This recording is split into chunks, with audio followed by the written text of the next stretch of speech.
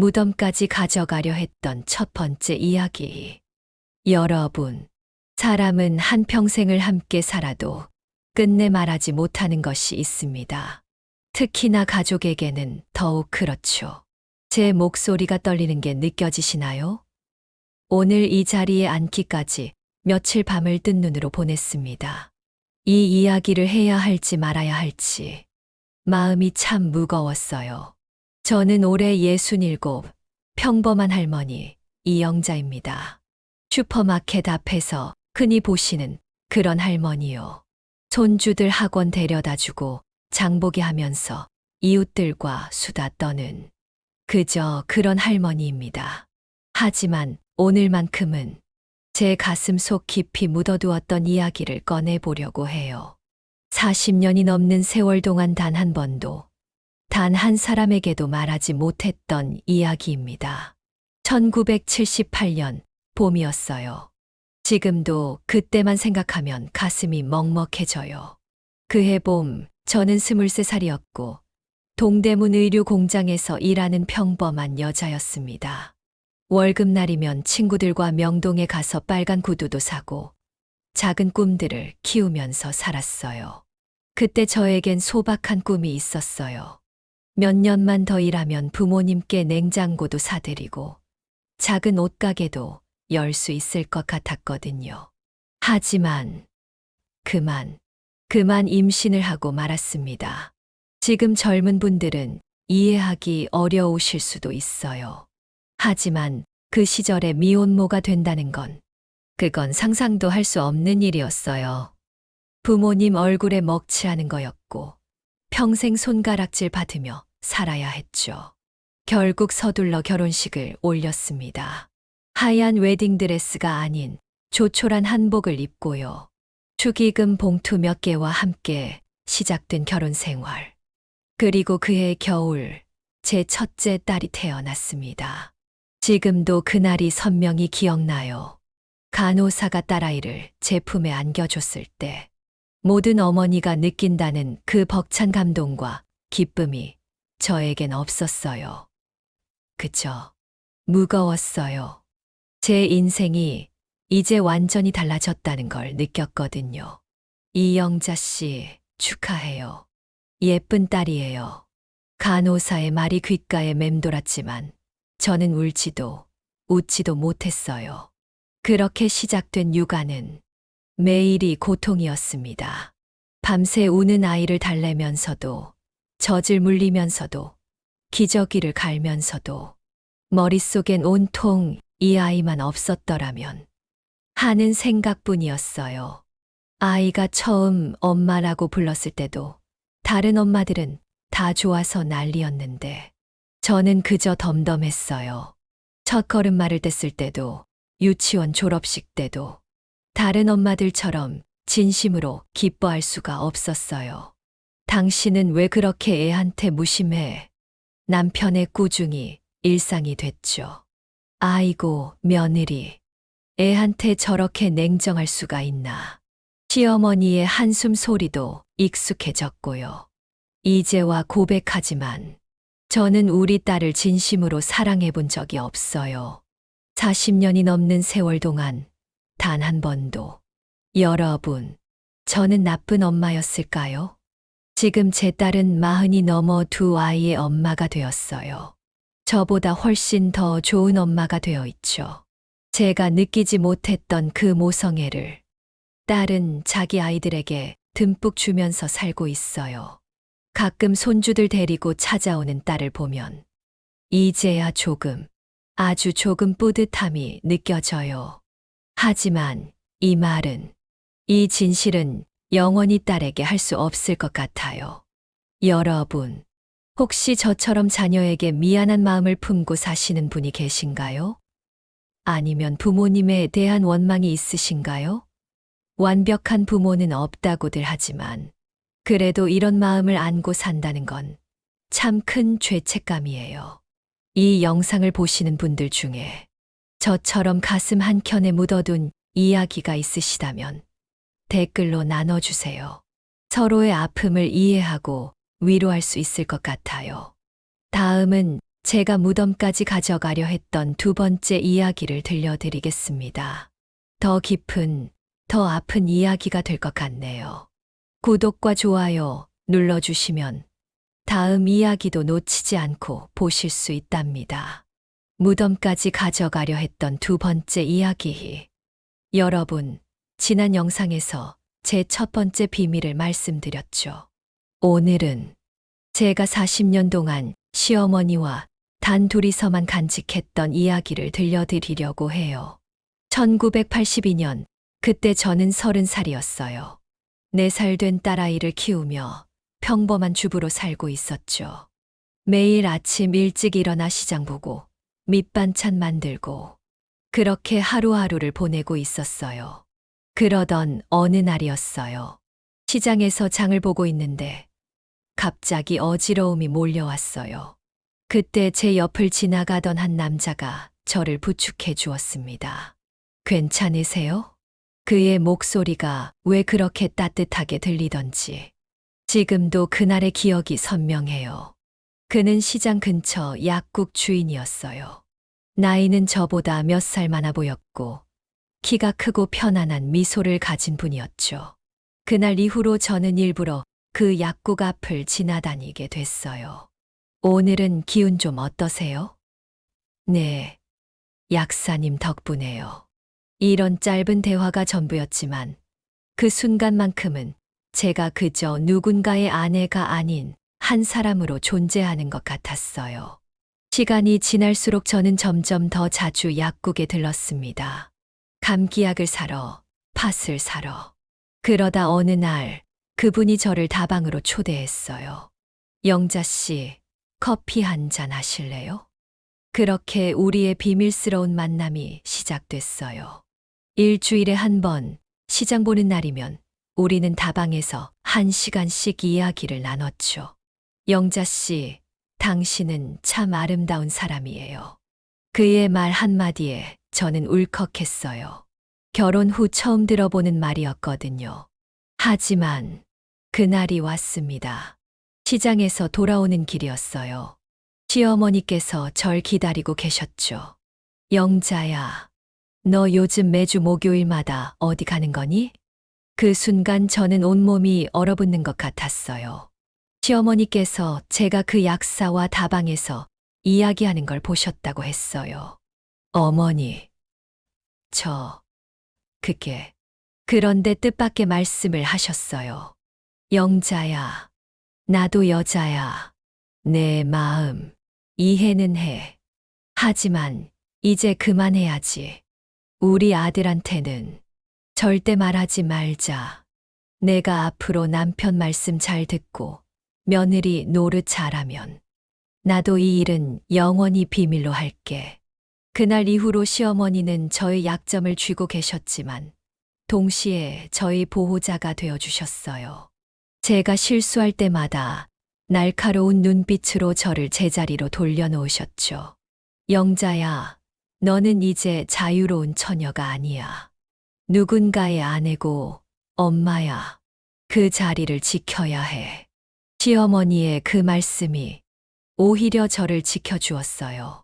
저는 다시는 그 약국 앞을 지나가지 않았습니다. 그리고 시어머니와 저는 40년 동안 이 비밀을 함께 간직했죠. 작년에 돌아가시기 전까지. 여러분, 가끔 이런 생각이 들어요. 그때 시어머니께서 남편에게 이 일을 말씀하셨다면 제 인생은 어떻게 됐을까?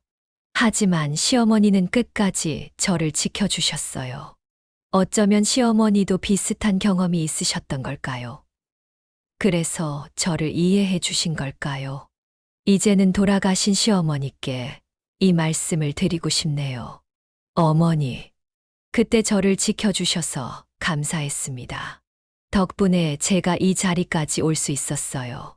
다음 영상에서는 제 마지막 비밀을 들려드리려고 해요. 구독과 좋아요 부탁드립니다.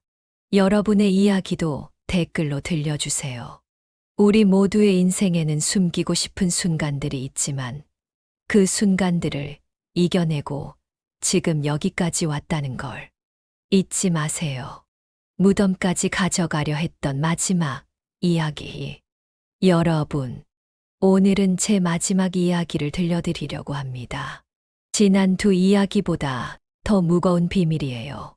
아마도 이 이야기는 제가 죽는 날까지도 가족들에게 말하지 못할 것 같습니다. 1975년, 저는 20살이었어요. 그때 제 인생의 첫사랑을 만났습니다. 그는 제가 일하던 의류 공장의 배달 기사였어요. 지금의 제 남편이 아닌 제가 처음으로 그리고 마지막으로 진심으로 사랑했던 사람입니다. 영자 씨, 오늘도 열심히 일하네요. 아, 네. 그의 목소리를 들을 때마다 심장이 떨렸어요. 20살의 순수한 설렘이었죠. 점심시간이면 공장 뒤편 작은 분식집에서 만났고, 퇴근길이면 버스 정류장까지 배웅도 해주었어요. 영자야, 우리 어디 갈까? 어디든 좋아요. 오빠만 같이 가면. 그렇게 2년을 만났어요. 결혼도 약속했죠. 우리는 조그만 집을 얻어서 행복하게 살 거라고 믿었어요. 그런데 그때 그 일이 일어났습니다. 영자야, 나 군대 가야 할 것 같아. 그의 말에 저는 충격을 받았어요. 그때는 한창 베트남 전쟁이 끝나가던 시기였는데 그가 자원입대를 하겠다고 한 거예요. 제대하면 바로 결혼하자. 영자야, 나 기다려줄 수 있지? 네, 기다릴게요, 오빠. 하지만 운명은 우리를 갈라놓았어요. 그가 입대하고 한 달 후, 저는 지금의 남편을 만났고, 예기치 않은 임신을 하게 됐죠. 그때 저는 정말 큰 잘못을 저질렀어요. 첫사랑인 그에게 이별 편지 한 장 남기지 않았어요. 그저 사라져 버렸죠. 군대에서 보내온 그의 편지들을 받아보지도 않고 돌려보냈어요. 40년이 넘는 세월이 흘렀지만 저는 아직도 그날 밤 꿈을 꿔요. 그가 제 이름을 부르며 달려오는 꿈. 하지만 저는 매번 도망치기만 하죠. 그런데 여러분, 이것이 제 마지막 비밀의 시작일 뿐이에요. 2년 전이었어요. 제가 손주를 데리고 놀이터에 나갔다가 그를 다시 만났어요. 40년 만의 재회였죠. 영자 씨인가요? 네. 그는 흰 머리가 많이 늘었지만 여전히 그때의 따뜻한 미소를 간직하고 있었어요. 우리는 놀이터 벤치에 앉아 오랫동안 이야기를 나눴죠. 결혼은 언제 하셨어요?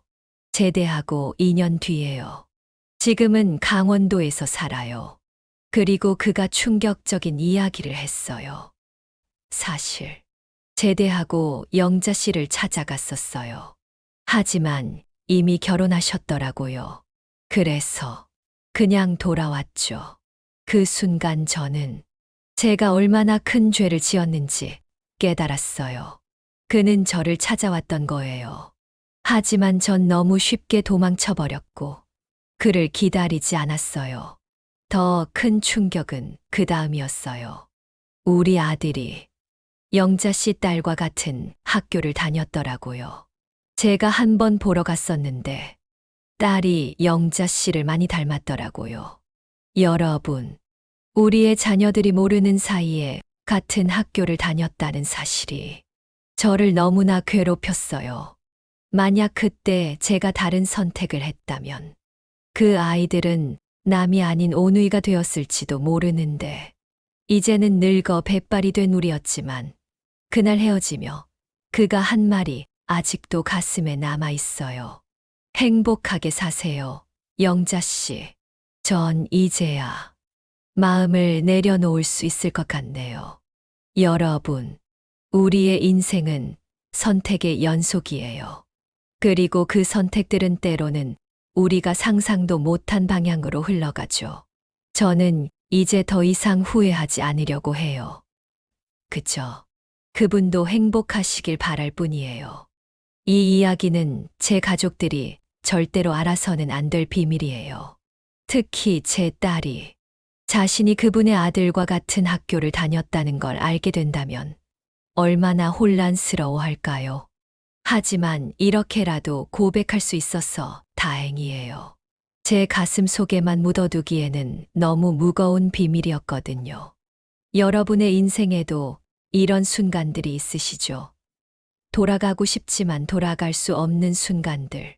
하지만 그 순간들이 있었기에 지금의 우리가 있는 것 아닐까요? 이렇게 제 3가지 비밀 이야기가 끝났네요. 끝까지 들어주셔서 감사합니다. 여러분의 이야기도 댓글로 들려주세요. 우리 모두는 각자의 비밀을 안고 살아가지만 그래도 행복하게 살아갈 자격이 있다고 저는 믿습니다. 제 이야기에 공감하셨다면 구독과 좋아요도 잊지 말아주세요. 비밀을 안고 살아온 40년의 이야기. 여러분 3편의 이야기를 통해 제 가슴 속 비밀들을 모두 고백했습니다. 오늘은 그 비밀들을 안고 살아온 제 일상, 그리고 남편과의 이야기를 들려드리려고 해요. 아침이면 어김없이 들리는 소리가 있어요. 여보, 내 러닝 셔츠 어디 있어? 서랍 2번째야. 항상 거기 있잖아. 40년이 넘는 세월 동안 우리는 이렇게 아침을 시작했어요. 남편은 아직도 혼자서는 옷을 못 찾아요. 예전에는 그게 답답하고 짜증났는데 이제는 그런 모습마저 애틋하게 느껴져요. 요즘 들어 자주 생각해요. 내가 이 사람한테 잘해줬나? 서툴지만 나름대로는 최선을 다했다고 생각했는데 가끔 남편의 뒷모습을 보면 마음이 아파요. 여보, 오늘은 일찍 들어올 수 있어? 응, 오늘은 일찍 들어올게. 이런 대화를 할 때마다 가슴이 먹먹해져요. 그가 모르는 나의 비밀들이 자꾸 떠오르거든요. 특히 첫사랑 이야기를 떠올리면 지금도 죄책감에 가슴이 조여와요. 엊그제는 남편이 갑자기 이런 말을 하더라고요. 여보, 나 요즘 자꾸 옛날 생각이 나. 왜? 무슨 생각이? 그냥 우리가 처음 만났을 때 생각 말이야. 그 순간 저는 눈물이 날 것 같았어요. 남편은 그때를 행복한 기억으로 간직하고 있는데 저는 그때 다른 사람을 그리워하고 있었으니까요. 여보, 난 그때 당신이 참 듬직해 보였어. 남편의 말에 저는 아무 말도 할 수 없었어요. 그저 고개를 끄덕이는 게 전부였죠. 퇴근하고 돌아온 남편이 소파에 앉아 TV를 보는 모습을 바라보면 문득 이런 생각이 들어요. 이 사람은 나를 온전히 믿고 살아왔는데 나는 평생 비밀을 안고 살았구나.